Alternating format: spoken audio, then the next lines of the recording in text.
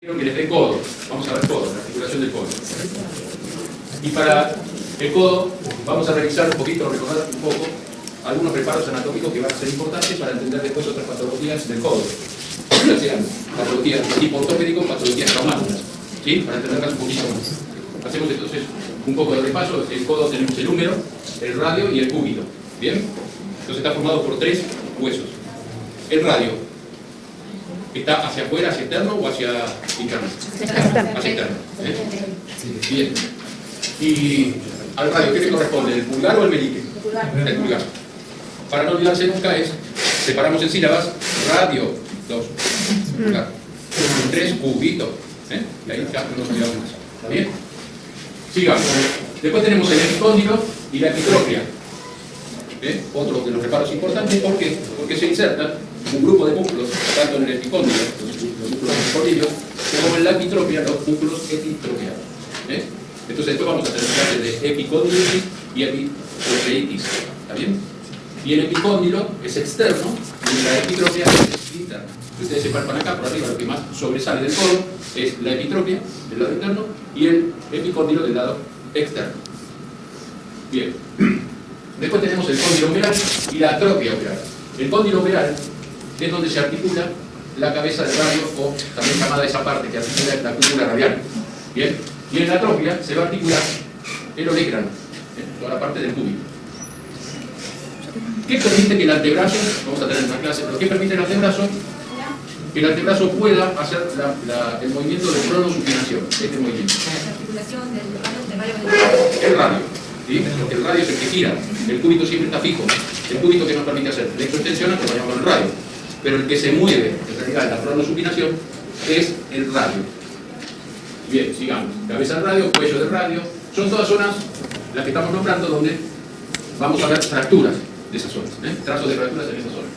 Bueno, el cúbito cupular radial, pues lo pasamos rápido. En la cara posterior, por supuesto, vamos a tener también el húmero, el cúbito radio. Y vamos a ver el epitropia, el epicóndilo y el olecrano, que también es parte de una fractura, les diría, bastante frecuente del codo. La fractura del olecrano. Bien. Con respecto a los músculos, vamos a tener el braquial anterior. El braquial anterior es el músculo que produce, es solamente flexión, es flexor puro del codo. O sea, se inserta la parte distal en la apófisis coronoide del cúbito. Es el flexor puro. No es el bíceps. El bíceps no es flexor puro, solamente el braquial anterior. El bíceps braquial, el supinador corto, no importa eso, coraco braquial tampoco, no importa. Lo que quiero que vean acá sí es la arteria humeral. Esto es importante saber por dónde va, más allá de que después nos acordemos qué músculo está o qué nombre tiene o no tiene. Lo más importante sí es saber por dónde pasa la arteria, porque hay fracturas que van a comprometer a lo largo del trayecto de la arteria y nosotros lo tenemos que tener muy presente. Y además, ¿para qué? Cuando hacemos una cirugía, hacemos las vías de abordaje, saber que nos podemos encontrar con la arteria y evitar dañarla. Entonces eso sí es importante, el trayecto de la arteria humeral. Bien, la arteria cubital, bueno, se divide en la arteria radial. Eso es profundo, eso no importa. Y vamos acá en la cara posterior vamos a tener el tríceps, el vastio interno, importa, sí, el nervio cubital. ¿Por dónde pasa el nervio cubital? A nivel del codo. Pregunto, ¿por la zona externa o por la zona interna? Alguno de ustedes habrá pasado, porque hace el codo así les da electricidad hasta dónde, hasta la punta de los dedos. ¿De qué dedo? Del meñique y del anular, sobre todo, porque es la parte que inerva el nervio cubital.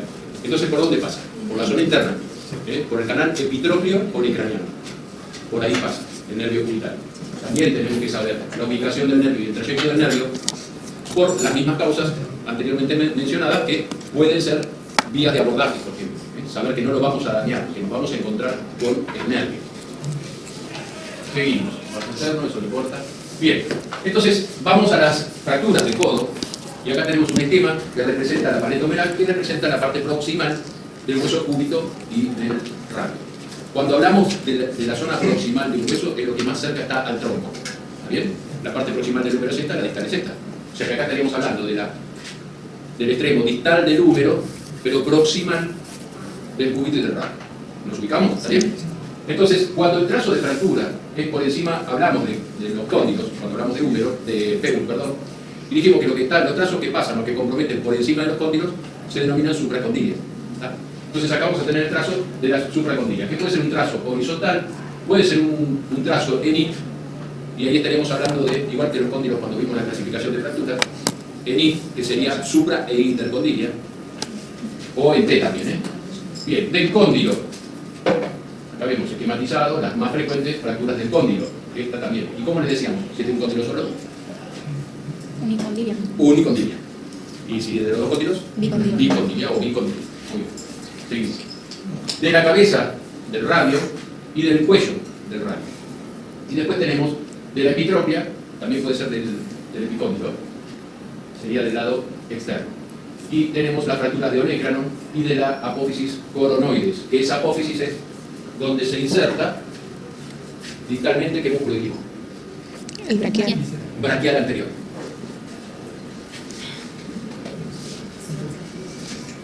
Intercondilia ni. Bueno, acá tenemos una fractura que si yo les pregunto, ¿qué es esto? ¿Fractura de qué? ¿Fractura de avulsión de qué? Les basta con leer el título. Bueno, se lo están viendo. Fractura de epitropia. Pero, ¿qué? Igual se lo puse mal, así lo dicen. Para engañarnos. ¿Qué me tengo que fijar yo para saber si es epitropia o epicóndilo? ¿Qué relación tiene con el hueso del antebrazo? ¿Sí? Si está relacionado del lado del radio, ¿qué va a ser? Epicóndilo, porque es externo el radio. Y si es del lado del cúbito, va a ser la epitropia. Bueno, acá ven una avulsión, una fractura de la epitropia. Acá lo mismo, perdón. Tenemos otra fractura de epitropia. ¿Cuándo hacemos una cirugía? En la primera. ¿Cuál? Anterior. ¿Cómo está puesta en relación esa fractura? ¿Acá? Sí. Este es un frente. Un frente de codo y un perfil de codo. Fíjense que volvemos a lo mismo que decíamos, ya que lo nombraste. La importancia del par radiográfico. En el frente se ve muy bien la fractura, ¿no es cierto? Ahí se ve muy bien, está roto. Pero en el perfil no se ve tanto. Acá podemos sospechar, pero no se ve bien. ¿Y qué otras cosas tenemos que ver para sospechar una fractura? Además de la radiografía. Porque no siempre se ven no siempre son tan evidentes. ¿Qué otro estudio? ¿Qué estudio? No, Le llega esa es la superficie. la clínica del paciente. Otro estudio después va, porque vos estás en la guardia y en general en la guardia lo único que podés pedir Sí, que esté inflamado, doloroso. una radiografía exacta, tubefacción, hematoma, dolor. Y otra cosa importante, el antecedente de la caída. Bien, seguimos. Les quería decir. Uno se puede preguntar, bueno, ¿cuándo hacemos cirugía de esto? Cirugía sí, cirugía no. Acá se ve que hay un gran desplazamiento importante, entonces este paciente tiene que ser operado. De alguna manera hay que estabilizarle ese fragmento en el lugar de donde provino, de donde salió. No basta con un yeso solamente, o de intentar una reducción y yeso. No. Este paciente, por ejemplo, en este caso, hay que operar. Y también cuando se interpone o se pone dentro de la articulación. ¿Por qué? Y porque algo que se interpone en la articulación va a alterar el movimiento o va a limitar el movimiento de la articulación. Lo tenemos que sacar de ese lugar y colocarlo donde corresponde. Y otra de las cosas que puede pasar es que estos músculos, en este caso epitropiales, compriman al nervio cubital. ¿Vamos bien acá? Sí. Entonces, ¿de qué manera se pueden, o qué le hacemos al paciente? Si es quirúrgico, determinamos que es quirúrgico, ¿qué le haría si es quirúrgico? Usted lo que tiene que responder siempre primero es osteosíntesis. Osteosíntesis es todo. ¿Sí? Después le van a preguntar, clavijas, tornillos, depende del tamaño del fragmento, depende de lo que yo puedo tener. Si le siguen preguntando, bueno, hay que ponerle. Pero, digo, sí. Otra cosa si quieren. Ahí le nombran todas las osteosíntesis. Acá le van a poner si es un epitropia, si es un solo fragmento. En general lo que se coloca son o clavijas, y las clavijas pueden ser simples o roscadas.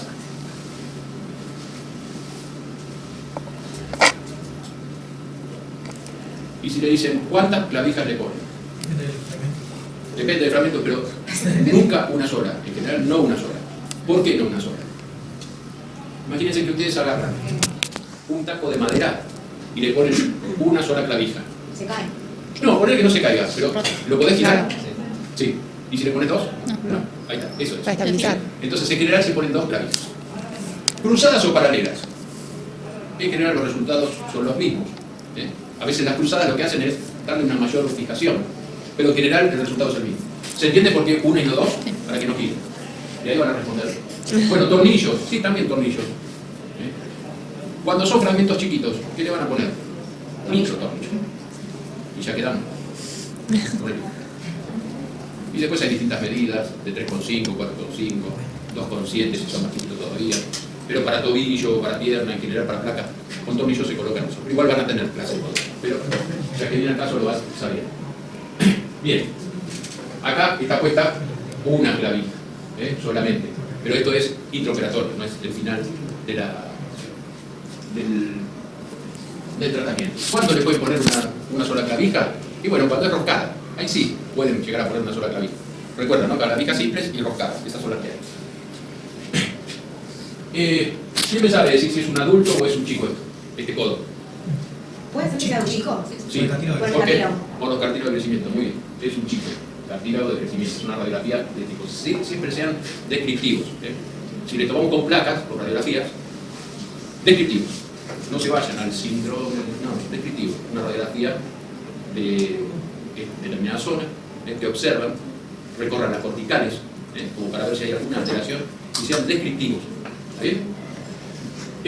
Esta es también una función, no se alcanza a ver por la luz, pero acá ve la línea donde marca la flecha, más oscuro, y acá como una nube, como si fuese una lenteja. Bueno, es una abulsión. Eso también es una abulsión. Por eso les digo que a veces se ve muy fácil y a veces no tan fácil. Radiografía de adulto o de chico. Miren acá, el radio. Cartílago de crecimiento de un chico. El cartílago es esa línea, ¿no? Es la línea del cartílago. Sí, esto. Acá casi se cierra, pero acá se ve bien. Y no tan bien acá. Ahí se ve pedacito. Es como que es distinta la densidad, también va a depender de la incidencia de la radiografía, de cómo van los rayos y la posición del codo, pero se ve de esa manera. Aparte hay un momento en donde el cartílago de crecimiento desaparece, entonces hay una transición, en esa etapa de transición del adolescente, donde va desapareciendo el cartílago de crecimiento, no se va a ver como se ve en los más chiquitos. Doctor, una cosita. Sí. ¿Cuál es el significado de abulsión? ¿El significado de abulsión? Abulsión es el arrancamiento que yo les decía. Abulsión es por tironeamiento, ¿se acuerdan del ejemplo del tabuo? Del tironeamiento de los tendones, en este caso de los epicondylios, que separan el fragmento. Más si hay cartílago de crecimiento. También lo separan, recuerden. En ese caso, la separación sola del cartílago de crecimiento era el grado 1 de la clasificación de desorden Harris. ¿Recuerdan? De la epifisiolisis. Bien. En este caso, no se le hace nada con yeso suficiente, porque no tiene una separación. ¿Qué tenemos que pensar a la hora de decidir una cirugía? Poner en la balanza si le vamos a ofrecer un mejor resultado al paciente o no. Si yo sé que con una cirugía no voy a superar el resultado con un tratamiento incruento, ¿para qué lo voy a operar? Entonces realizo un tratamiento incruento. ¿Está bien esto? Bien, ponemos en balanza. Bien, de la apófisis coronoides, ahí se ve un poco, y acá, pero la radiografía tiene que estar más oscuro para poderlo ver. Y acá, bueno, con un microtornillo, que ahí parece que se le hubiese puesto un tornillo enorme, este es un microtornillo, para sostener, porque a pesar de ser muy chiquita la apófisis coronoides, está agarrando el tornillo además. El tendón del braquial anterior, porque es mucha la fuerza que ejerce. Y a veces, por más chiquito que sea, si le ponemos un par de clavijas, seguramente se va a soltar. Salvo que sean roscadas. Y además que no siempre contamos con todo lo que se pide. El hecho de trabajar en un hospital público no se consiguen todas las cosas. Y a veces nos tenemos que adecuar a lo que tenemos y ser un poco artesanos de la medicina para poder resolverle el problema al paciente. Vamos a la fractura de oreja. ¿Cómo se produce una fractura de oreja? Bueno, el mecanismo más frecuente va a ser el choque directo. ¿Qué significa eso? El choque directo es que se caen con el codo, contra el piso, contra una pared, contra un escalón. Se golpea el codo. Choque directo. También existe la fractura del palazo, con un palazo, pero más que nada el palazo fractura el cúbito, pero puede fracturar también el oreja. ¿Qué hacemos? Si alguien viene y nos quiere pegar con un palo, el gesto de poner la mano así, el brazo. Entonces ahí también se puede llegar a fracturar. No deja de ser también un golpe directo, porque es de un objeto contra el hueso. El desplazamiento es por tracción del tríceps. Recordemos que en la punta de la oreja, acá, se inserta el tríceps, que es el que nos da la extensión. Bien. Y cuando revisamos al paciente, ¿qué extensión no va a poder hacer? La extensión activa. La extensión que necesita realizarla a través de un músculo. Esa no la va a poder hacer. Porque si yo lo reviso parado y le digo al paciente que flexione, extienda, lo va a hacer. Porque la gravedad le va a dejar caer el brazo. Pero si yo lo pongo así, le digo extienda el codo, extienda, no va a poder. Esa es la activa. Palpación, dolor y un fragmento óseo móvil. Si se tocan acá el codo, se tocan el olecrano, entonces es muy fácil palpar si hay un fragmento móvil o si encontramos un signo que lo vamos a ver, eso más que nada se refiere a los músculos, pero como si fuera una depresión. Vamos a encontrar algo que se interrumpe. Si seguimos toda la cresta del olecrano, vamos a encontrar que en un punto se interrumpe. ¿Esto es para todas las fracturas de olecrano? La respuesta es no. Es solo para las que están desplazadas. ¿Se acuerdan la diastazada de la rótula que vimos? La radiografía, cómo se separan los fragmentos. Es para la diastazada, porque vamos a tener fracturas de olecrano que no van a estar desplazadas. Y ahí no vamos a encontrar nada. Por eso decimos que nombramos a la rótula, son comparables a las de la rótula. La reducción debe ser exacta, porque, ya lo dijimos. ¿Por qué tenía que ser exacta?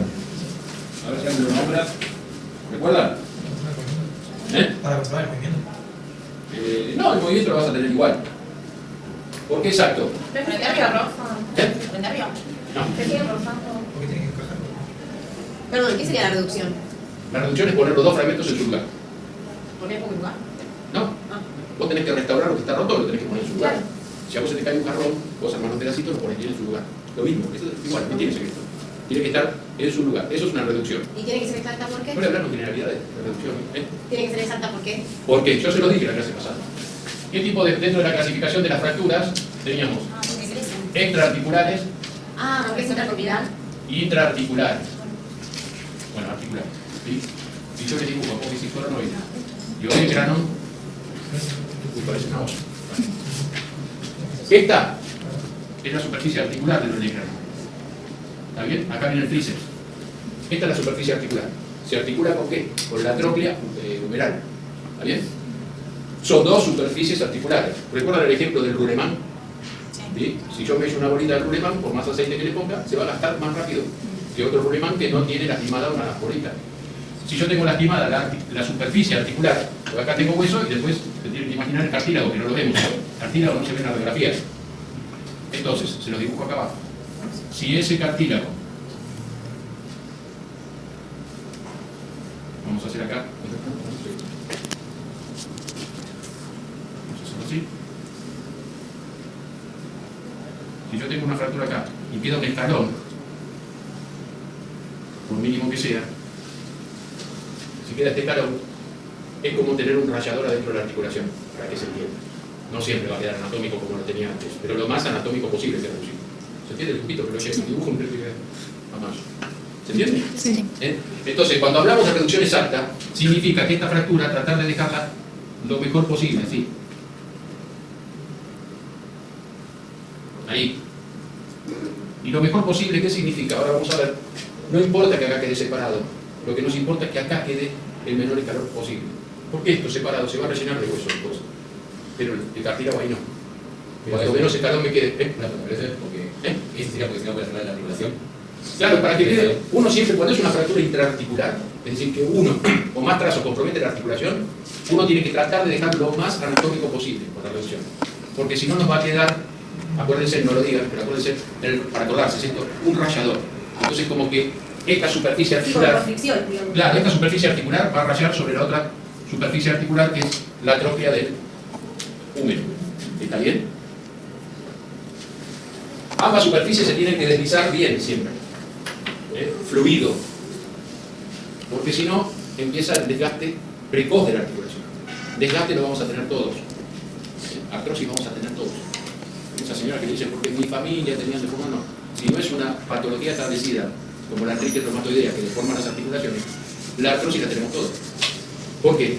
Porque es el desgaste de la articulación natural que vamos teniendo. ¿Sí? Algunos más rápido porque hay factores que van a hacer que esa articulación envejezca más rápido, como envejece el hígado, los ojos, la piel, todo envejece. ¿Bien? Entonces la articulación no escapa a esa regla de envejecer. Bueno, por eso la reducción entonces tiene que ser exacta. La fijación es bastante fuerte para permitir ejercicios activos suaves antes de que la radiografía muestre signos de consolidación. ¿Y por qué? Porque el codo es una articulación un poco maldita en el sentido de que sufre mucho las inmovilizaciones.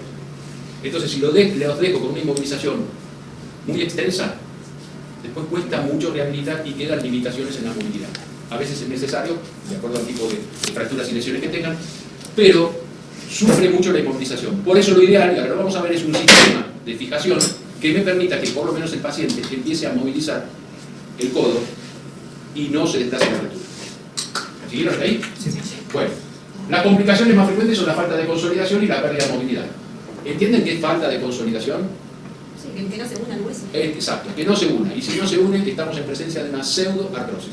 Pseudoartrosis es no unión, significa. No se unió, no se pegó, no se formó callo. Y problemas del aparato de fijación interna, tales como una ubicación subcutánea dolorosa. De nuevo, lo tocamos acá, es muy superficial. No tenemos músculos que protejan el hueso en esta zona, lo tocamos al hueso directamente. Vamos a tener piel, celular subcutáneo y hueso. Entonces, si yo les pongo, como ahora vamos a ver, un absorbe de tracción, que es con un alambre y clavijas, ustedes lo van a tocar. ¿Y qué es lo que más apoyamos? Que no lo sabemos. ¿Vieron que uno no se da cuenta cuánto usa algo de su organismo hasta que se lastima? Bueno, entonces, ¿cuánto usamos el codo sin darnos cuenta? Todo el tiempo, ¿ya? Todo el tiempo estamos apoyándolos. Entonces, es molesto. En ese caso se retira el material de endosíntesis una vez que está consolidada la fractura. Bien, acá tenemos, miren cómo se separa.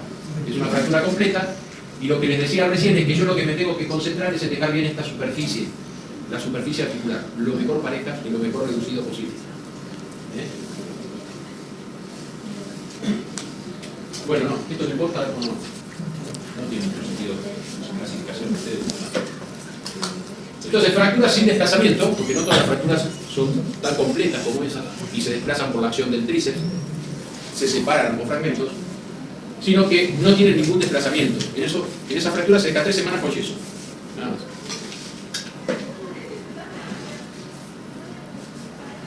Cuando se les pregunte ¿y cuánto le dejo el yeso?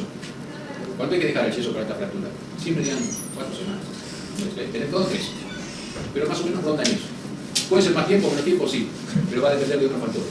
Pero en general las fracturas, por lo menos, son 4 semanas y no se van a equivocar, salvo la del codo, 3 semanas, un poquito menos, y la del escafoide, que es mucho más. Flexionado, ¿no? Flexionado. ¿El codo? Sí. 90 grados, no hace falta, a veces algunas reducciones dependen de cómo quede mejor y que no quede atención en la zona de la fractura, pero 90 grados está bien. Y fracturas con desplazamiento, cerclaje, ahora vamos a ver qué es, tornillos, placas o combinación. Placas con tornillos. Ustedes pueden combinar entre placas. No es que si le ponen placas con tornillos, los tornillos solo tienen que ir en los agujeritos de la placa y nada más. No. Si tienen un fragmento libre, es decir, ustedes tienen la fractura principal y fragmentos libres, ustedes con la placa y tornillos van a unir los 2 fragmentos principales. Y con los otros tornillos pueden poner, los otros fragmentos los pueden unir con tornillos, con clavijas, con alambre. Se pueden combinar los tratamientos. Sigamos. Vamos a ver entonces el absorbe de tracción. Esto es un absorbe de tracción. Acá tenemos un esquema del codo de perfil y vamos a ver que tenemos 2 clavijas y un alambre para unir estas fracturas. Ahora les voy a decir por qué este tratamiento. Lo vamos a explicar. Acá tenemos otro perfil con las mismas clavijas, que es el número de 2, y el alambre. Y este es el frente. Lo que decíamos antes, que yo les decía antes, si se tocan acá la puntita del grano, si tienen, se toca muy fácil. Miren, si tienen estos 2 alambres, acá lo van a tocar. Si bien se les hace un rubro al alambre para que no a la clavija para que no lastimen, y el alambre también se lo toca. Igual se toca. Bien, ¿por qué le hacemos este sistema? ¿O qué tiene de distinto a otros sistemas, a otros materiales de síntesis? Que se basa en el principio del tirante, un principio muy importante. O se le llama también de Lovenke. Si buscan en internet Lovenke, van a encontrar que es cómo sostienen los mástiles en los veleros. ¿Cómo se sostiene? ¿Cuál es el principio del tirante? El principio del tirante es convertir las fuerzas de tracción en fuerzas de compresión. ¿Yo qué busco en el lugar de la fractura? Lo que voy a buscar es que haya compresión a nivel de la fractura. ¿Está bien? Y en la fractura de Orecrano nos dijimos qué músculo tironea para separarla. El tríceps. Entonces el tríceps va a tener una fuerza de distracción, es decir, lo va a tratar de separar. Yo lo que quiero lograr es un método que me permita convertir esa fuerza de tracción a través del tríceps en una fuerza de compresión. ¿Me siguieron hasta ahí? ¿Y dónde esa compresión? ¿Dónde me interesa que se comprima esta fractura? ¿En el lado articular o en el lado articular del cadera o en el lado externo? En el articular. ¿Está bien? Entonces la colocación de esas clavijas en forma excéntrica significa, bueno, acá hay un mal, vamos a hacerlo así, Excéntrica significa que voy a entrar por acá, con la clavija, si tenemos la fractura acá, imaginemos ahí, acá, y tienen que ir para acá, hacia esta cortical del cúbito. Esta es la cortical, esto es anterior, y esto es posterior. Esta es la cortical anterior del cúbito. Tienen que ir hacia ahí. No tienen que estar puestas así, paralelas al eje longitudinal del hueso, no. Tienen que estar paralelas así. Entonces lo dibujo así. Vamos a ver un frente. Si yo le pongo las clavijas acá en el frente, ahí sí tienen que estar paralelas al eje y paralelas entre sí. Paralelas al eje del hueso y paralelas entre sí. Pero acá no. En el perfil tienen que estar excéntricas para poder lograr ese efecto del tirante. Y después se le coloca un alambre en 8. Así. Se agujerea acá, el cúbito, se le pasa un alambre y se le hace un cerclaje, se llama, en 8. También le pueden decir una lazada de alambre. Así. Yo agujereo acá, en el cúbito, paso así el alambre, así, y lo paso. ¿Bien? Entonces, ¿esto qué va a producir? Va a producir que acá tenemos la fuerza de tracción, que trata de separar la fractura, y de esta manera, colocado el absorbe de tracción, basado en el principio del tirante, va a hacer que esta zona, esa fuerza de tracción, se comprime, se transforman en fuerzas de compresión a nivel del cartílago articular, de la articulación. Y acá no, acá sigue como tracción. Entonces, si yo tengo un poco separado, acá no me interesa que quede bien la reducción a nivel del cartílago articular, de la superficie articular. ¿Se entendió más o menos? Sí. El efecto de tirante. ¿Eh? Más o menos. ¿Qué te quedó? ¿Qué duda? La idea de según cómo esté puesto el tirante es que haga... El absorbe de tracción, sí. La tracción, más que nada que haga como así, como que empuje bien la tracción, digamos, lo tiene el dibujo arriba y abajo, entonces no pasa nada porque tire. Abajo, no importa, y aparte abajo va a seguir siendo fuerzas de tracción. Van a tender a separar, pero todo el sistema lo que hace, a pesar de tener acá fuerzas de distracción, a nivel del cartílago se convierten en fuerzas de compresión. A ver, es como si yo tengo acá, vamos a hacer un fragmento de hueso y otro de acá. ¿Sí? Esto es articular y esto es externo o no, no es articular, esta zona. Si yo tiro el doble para acá, fuerza de acá y fuerza de acá, con algo en el medio que me lo mantenga en su lugar, ¿qué va a pasar con esto? Acá, arriba. Sí, arriba dijo que sí. Eso, ahí está. Se une. ¿Y abajo qué va a pasar para que se pueda unir acá? No siempre se va a abrir abajo, pero digo, las fuerzas, si pudiéramos medir las fuerzas, abajo ¿qué va a pasar? Acá tienen que tener una mitad. Tipo bisagra, parecería, ¿no? Claro, exacto. Ahí está. ¿Para entendiste? Fuerza de tracción y fuerza de compresión. Sí, sí, me conté más que nada con el clavo, con el alambre que No, está bien el dibujo de la pues para mí se entiende mejor. Claro, ahí están las flechas marcadas. Donde se comprime y donde se separa. Con la rótula pasa lo mismo. También se usa el absorbe de tracción. ¿Dónde usamos absorbe de tracción? Codo y rótula. O el ecrano, mejor dicho, para ser más preciso. Entonces, ¿qué buscamos lograr? Es conversión en el foco de fractura de las fuerzas de tensión en fuerzas de compresión. Y el dispositivo de fijación se coloca excéntricamente en la cara de tensión de la fractura. Esto que decíamos recién. Ahora vamos a ver algunos casos. Fractura de codo, de oreca. Si observamos, es que no siempre son una línea perfecta, como si le hicieran con una escuadra la fractura. Parece bien, todo roto. Bien, absorbe tracción. Acá vemos hacia dónde van. Uy, se salieron las clavijas por afuera de la cortical. Bueno, no pasa nada, igual esto no es que está por acá, tampoco tiene que salir tanto, pero en esta radiografía es también por la incidencia. Pero si sale un poco de la cortical, no pasa nada. Bien, y tenemos también el alambre, en 8. Entonces lo que buscamos es que la fuerza de compresión sea a este nivel. Y acá va a haber alguna fuerza de tracción. ¿Qué ven además del absorbe de tracción? Un tornillo, muy bien, un tornillo. ¿Y para qué es ese tornillo? Bueno, pues es una fractura un poco más compleja y hay un fragmento suelto que también hay que unificarlo a los demás. ¿Está bien? Sigamos. Otro de los métodos son placas con tornillos. También, yo les pongo una placa con tornillo, después se lo voy a sacar. Todo se puede sacar, no hay problema. El material de síntesis se puede sacar. Pero va a sacar el ruedo, todo me queda para toda la vida. Pero no, se lo puede sacar. Si no le molesta, me queda para toda la vida, es suyo. ¿Y cuánto tiempo más o menos, doctor? ¿Para sacarlo? Sí. Y tenés más o menos pasado el mes. El mes, un poquito más. Te asegurás, porque como a las 3 semanas vos le sacás el yeso y empiezas con ejercicios activos y pasivos, lo dejás, no tenés apuro para sacárselo. Claro. Es decir, bueno, pongas una armadilla, Claro. de no apoyar el codo. Pero vos te asegurás, no hay apuro. Claro. Podés dejar todo el tiempo que sea necesario y después se lo retirás. Ok. Con las placas y tornillos lo mismo. Esto ya es una fractura un poco más compleja. ¿Ven el trazo acá? ¿Se alcanza a ver? Sí. Un trazo de fractura y acá también. Trazo de fractura. Esta es la punta del orécrano donde se inserta el tríceps. Y esto es lo que yo les decía. Más allá de que es una mala placa, sirve para el ejemplo de qué tenemos que ir haciendo. Seguir las corticales. Uy, acá se interrumpió. Si no es una articulación, algo se rompió.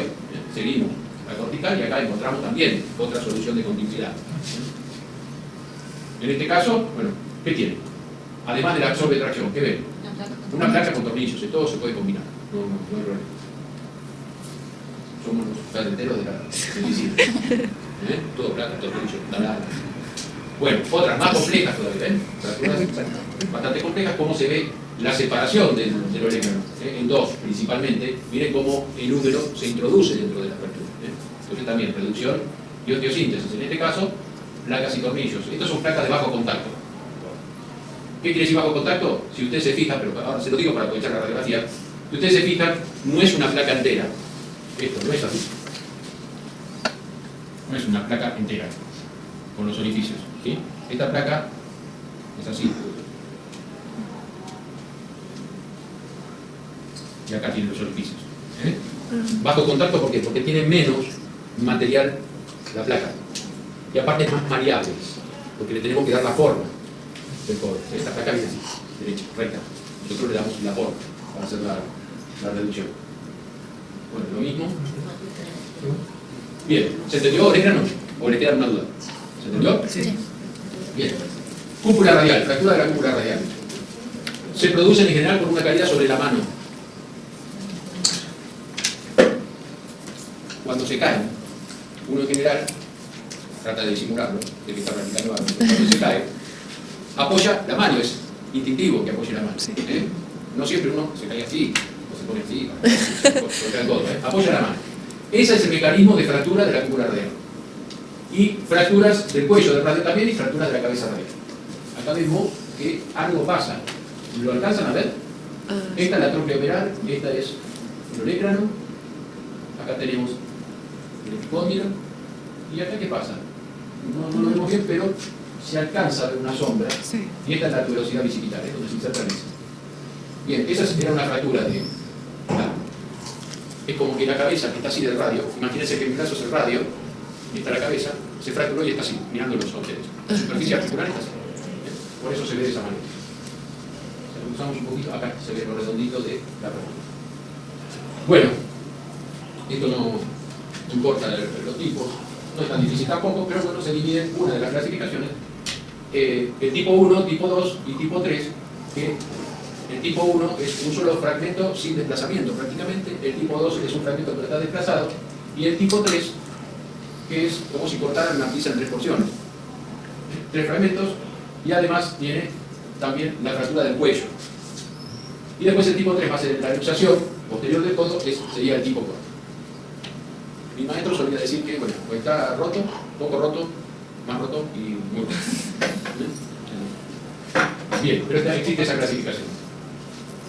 Acá podemos observar, ustedes imagínense lo que es la cabeza, la cúpula radial, ¿no? Algo pequeño, muy pequeño. Entonces, vemos en la radiografía que tiene colocado acá un tornillo, son microtornillos, son tornillos muy chiquititos.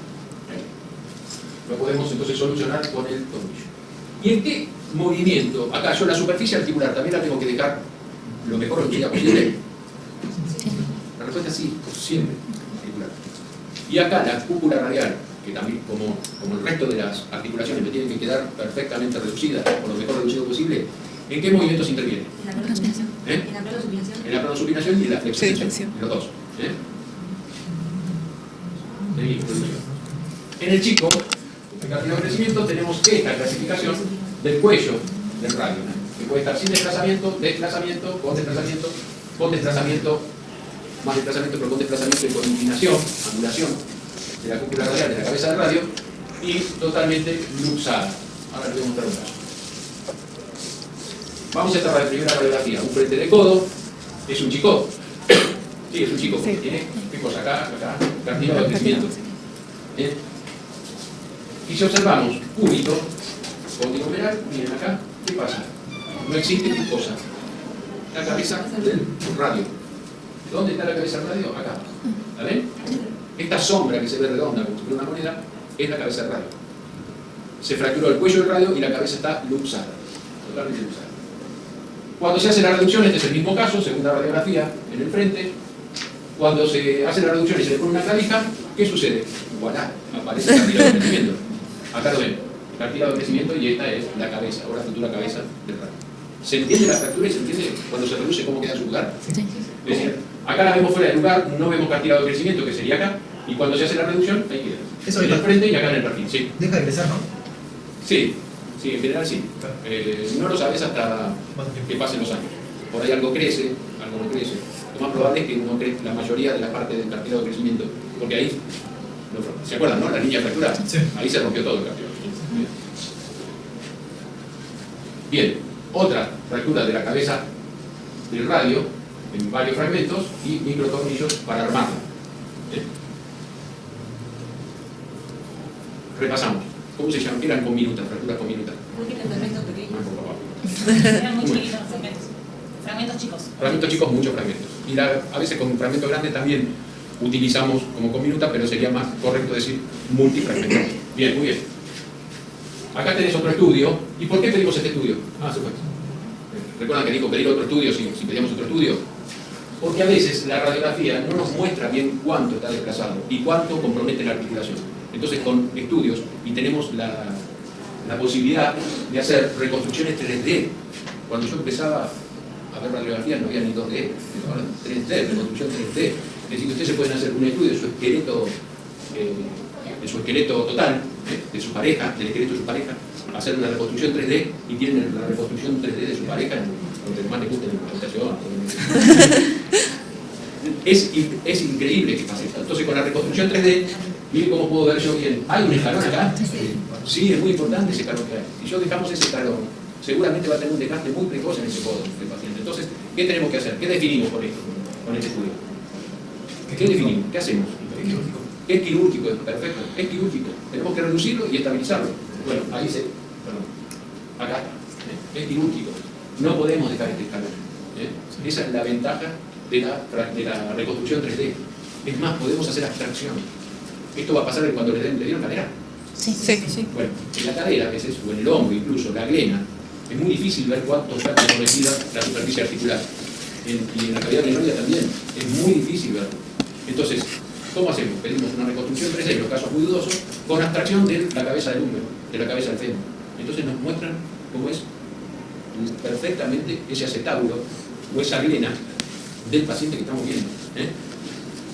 Bueno, yo sé que ustedes no les sorprende, a mí sí, me sorprende. Bueno, ¿cuáles son las consecuencias que tienen las fracturas de la cúpula radial? Dijimos, dijo su compañera ahí, el riesgo de perturbación secundaria de la pronosupinación. Rigidez fibrosa, callo vicioso, osificación que puede bloquear la articulación radiocubital proximal.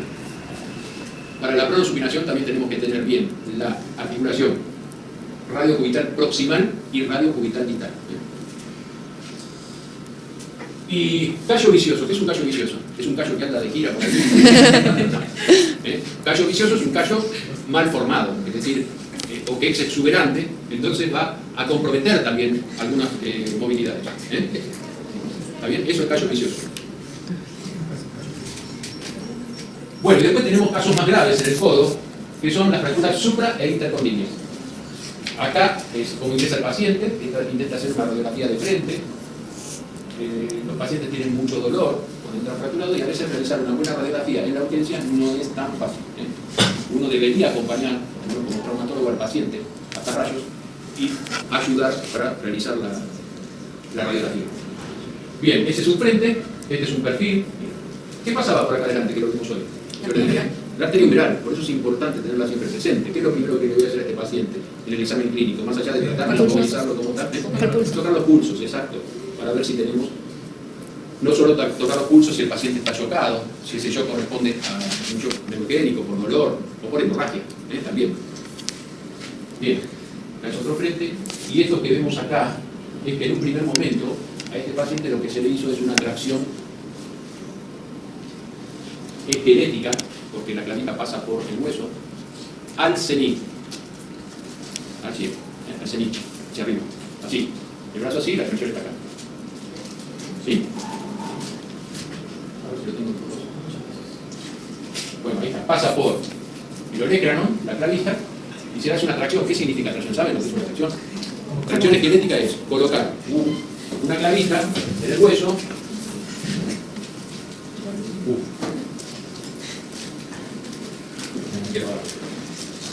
Una clavija en el hueso, y esa clavija, imaginemos que el hueso está acá, y esa clavija tiene que ir por fuera un estribo. Entonces yo acá le coloco una soga que por medio de roldanas, en el otro extremo de la soga le voy a poner un peso. ¿Eh? ¿Qué logro con esto? ¿O para qué se lo hago? Si yo dibujo acá la fractura. Claro, se va acomodando de a poquito. Sobre todo cuando son fracturas que está como dijimos, pueden estar desplazadas o cabalgadas. ¿Bien? Si está cabalgada y yo quiero que no corra peligro de lastimarse la arteria, y si no se la lastimó en su momento de la fractura, tampoco se la lastime después. Y además me va relajando los músculos, la tracción esquelética, y lo que hace es ir acomodando esta fractura.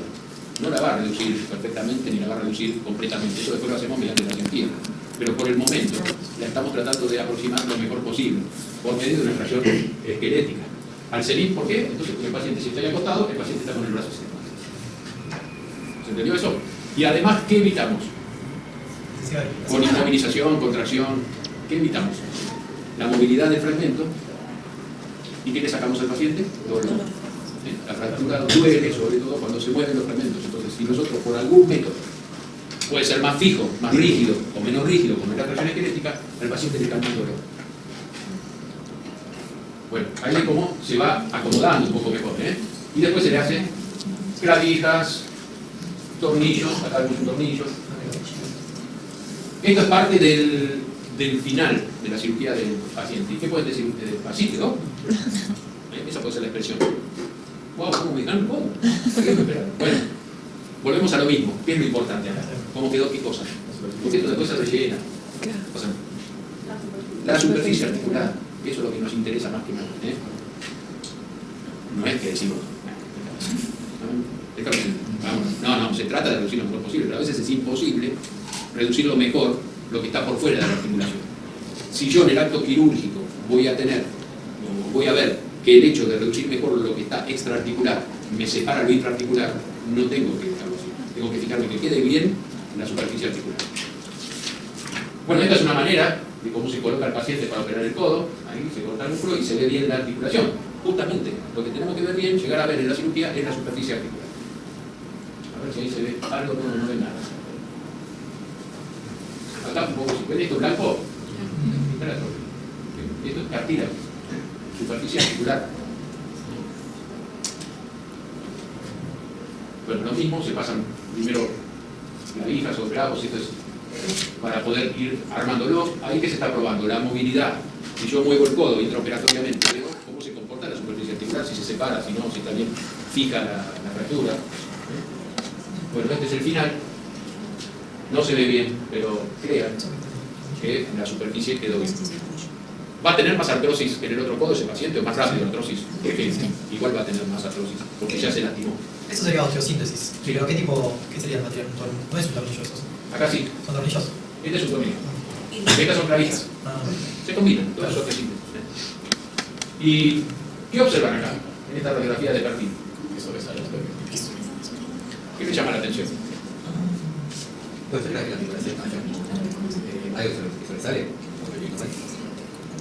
Acá decís, no, porque falta parte del olecranon. Para ver bien la articulación en ese tipo de cirugía se corta el olecranon, después se pone nuevo. Pero acá, ¿qué ven? Un puntito. El puntito ese es un orificio. ¿A qué corresponde ese orificio?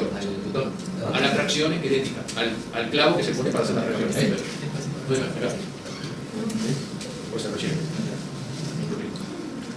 Bueno, ahí está el final. ¿Ves que acá se ve mejor el tornillo? Sí. Tornillo, clavijas. Este tornillo acá con absorbe tracción, porque hay que volver a realizar la colocación de lo que se cortó del olecranon para poder ver bien la superficie articular. Y ahí se coloca con una absorbe tracción. Luxación de codo. Y ya los dejo descansar un poco. ¿Qué es luxación? ¿Se lo definieron, luxación? ¿No es el desplazamiento de la articulación? Sí. Yo si tuviera que definirlo lo definí así. Está bien. O sea, sale como de juez, digamos. ¿Eh? Las superficies articulares. ¿Qué? El desplazamiento de las superficies articulares. Sí. Sí. anda Sin bien. lesión. ¿Eh? Sin lesión. Sin lesiones. No hay fractura. No, si hablamos de luxación, si no tenemos que hablar de luxofractura. Compuesto. No, luxación sola, luxación. La luxación es la pérdida, anoten, total de la congruencia articular. Es decir, se le salió el codo. Para los amigos. Ustedes dicen eso para quedar muy bien. ¿Por qué decimos total? O sea, una articulación es congruente, ¿estamos de acuerdo? Cuando se pierde esa congruencia articular en forma total, es luxación. Pero también tenemos la palabra subluxación. Y eso sería cuando esa es la pérdida parcial de la congruencia articular. Y si alguien le dice lo que alguien le dice que no es así, usted le dice, me lo dijo el doctor Bacán.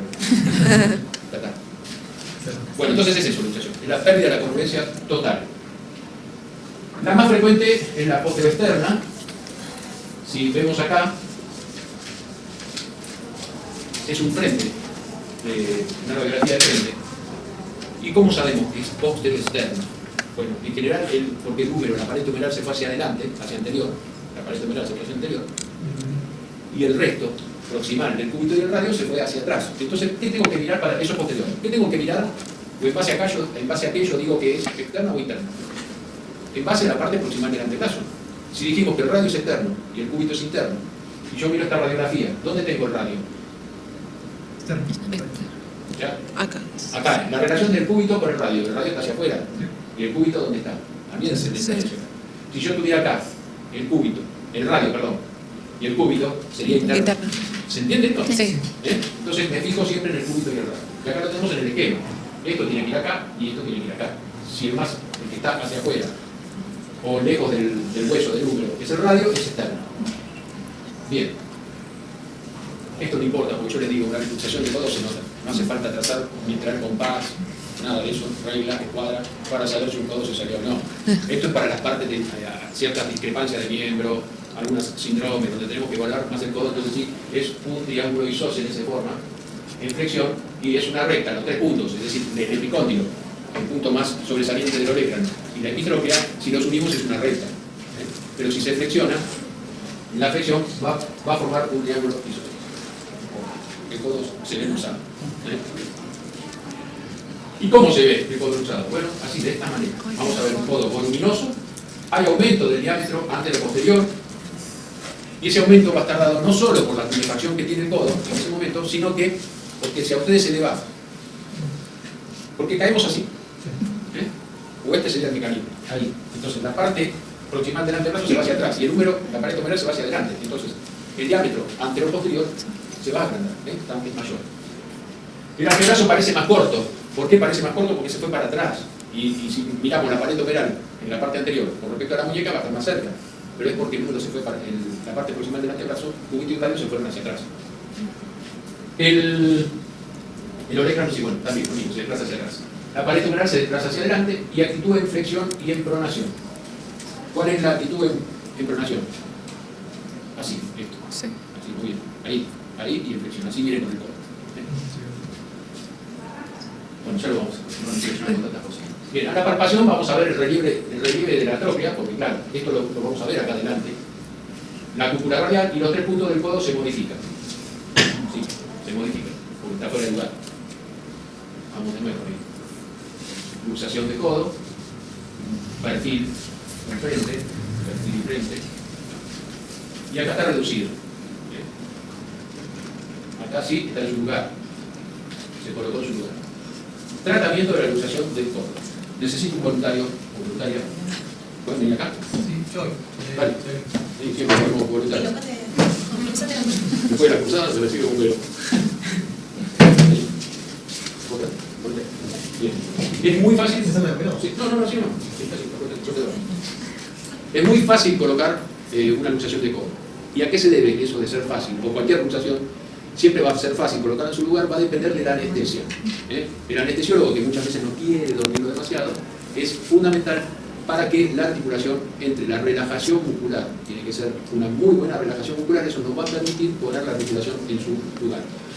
Porque que estén dormidos no significa que los músculos van a estar relajados. Los músculos siempre van a estar contraídos, tienen una contracción isotónica. ¿Se acuerdan de eso? Con respecto a los músculos. Entonces, es importante la relajación muscular para que nosotros podamos hacer una maniobra suave y no lastimar ninguna estructura que está por fuera de la articulación, es decir, vasos, nervios, músculos. Entonces, eso es importante. Uno de los músculos que más sufre la luxación de codo, como la pared humeral se va hacia anterior, es el braquial anterior. Y se hace una enfermedad, también la vamos a ver, ¿no? Bueno, porque se calcifica parte del músculo. Y si nosotros queremos ir a sacar esas calcificaciones de forma quirúrgica, se forman más. Entonces hay que tener mucho cuidado con estas cosas. Y no, vení, yo te lo acomodo, está en caliente, yo te lo pongo en su lugar. A veces pasa y vienen ya con el codo en su lugar. Y uno, en base al interrogatorio, se da cuenta de que lo que sufrió el paciente fue una luxación de codo. Entonces, con el paciente dormido, ahí alguien nos ayuda a sostener el antebrazo, en este caso te va a hacer entonces, no en flexión completa, sino que en una flexión media, de 45 grados, nosotros nos apoyamos acá sobre el orégrano, con las manos acá, y hacemos esto. Y entra en su lugar, queda en su lugar. Y después, ¿qué probamos? Si es estable o no. Si es estable, listo, lo inmovilizamos con una flexión en este sentido, ahí, en estos grados. No en una flexión completa, porque eso también puede contribuir a un síndrome compartimental. Entonces, es una flexión, un poquito de grado de flexión, un poquito más allá de los 90 grados. ¿Entendió? Ahí. ¿Sí? Entonces es muy simple. Y la maniobra es de esta manera y el paciente puesto de esta manera. Y si es inestable, que se sale muy fácil, bueno, se evaluará la posibilidad de colocarle algo para que quede en su lugar. Y si hay algo más, si aparece algo más, si aparece más... ¿Se le pone yeso después, doctor? Sí, con yeso. Sí, por eso, pero no en una flexión máxima, en una flexión intermedia. Un poquito menos de 30 grados. Bien, entonces lo que está dibujado acá en este esquema es las flechas serían la tracción y contratracción que a veces tenemos que realizar para colocar algo en su lugar. Bien, acá. Entonces, las complicaciones son estas: el osteoma del braquial anterior y rigideces, pero esto es un osteoma del braquial anterior, postraumático. ¿Ven el músculo del braquial anterior? Sí. Estas calcificaciones, microcalcificaciones. ¿Y eso hay forma de evitarlo? Más allá de la adecuada técnica. Sí, pero a veces es por el trauma que sufrió, se sacó del codo, no es por la... Porque vos lo que estás haciendo con la reducción en este caso, si está bien relajado, es relajar más el músculo, es decir, al colocar la articulación en su lugar, el músculo queda bien. La pared humeral, si se fue para adelante, recuerden, el braquial anterior, la pared humeral golpea, porque se lucha hacia adelante, y golpea el braquial anterior, y eso produce la calcificación. O no a todos, pero algunos sí. Doctor, entonces en el caso de luxaciones, en general, sí. ¿nos conviene llevar al paciente al quirófano y dormirlo que hacerlo en caliente? Porque muchas veces en la guardia, como hace cuánto te pasó bien, está que lo bueno, como bueno. Sí, se coloca. Va a depender también de otros factores. No es lo mismo la primera vez que una luxación recidivante. Que muchas veces hasta el propio paciente se coloca. La más frecuente, ¿cuál es la luxación más frecuente? La de hombro. Y dentro de las de hombro, ¿cuál es la más frecuente? La anterior. En el caso del 97%. La luxación anterior. Entonces, si es recidivante, sí. Si es reciente, también se puede evitar. Pero lo mejor es por una sedación, por lo menos una sedación. Pero sí, se hace también, directamente. Yo mucho no quiero que, porque no es como Bruce Willis y la película, que se golpea el hombro contra la pared. Si estás en el medio del campo, es un hospital a 200 kilómetros, y bueno, mordés el cuchillo y das unos tragos y le colocás el hombro, el codo, lo que sea. Cuando estás en un hospital, siempre una sedación, una buena relajación muscular ayuda mucho al paciente. Y en estos casos se utiliza la indometacina como droga para evitarlo o para disminuirlo. Bueno, ¿alguna pregunta sobre codo o de lo que vimos? ¿No? Todavía no. Todavía no. Bueno, pero si tienen alguna pregunta o alguna duda, después cuando vuelven a ver, porque viste mucha información, yo eso lo entiendo, y que después surgen dudas, ¿no? Porque uno empieza a leer y dice, claro, también, siempre, amigos, cualquiera. Una consulta, ¿esta clase la puede pasar? No paso la clase. ¿Qué necesitas? O sea, no tenemos ni un programa ni nada, pero tenés la guía de qué queremos hacer.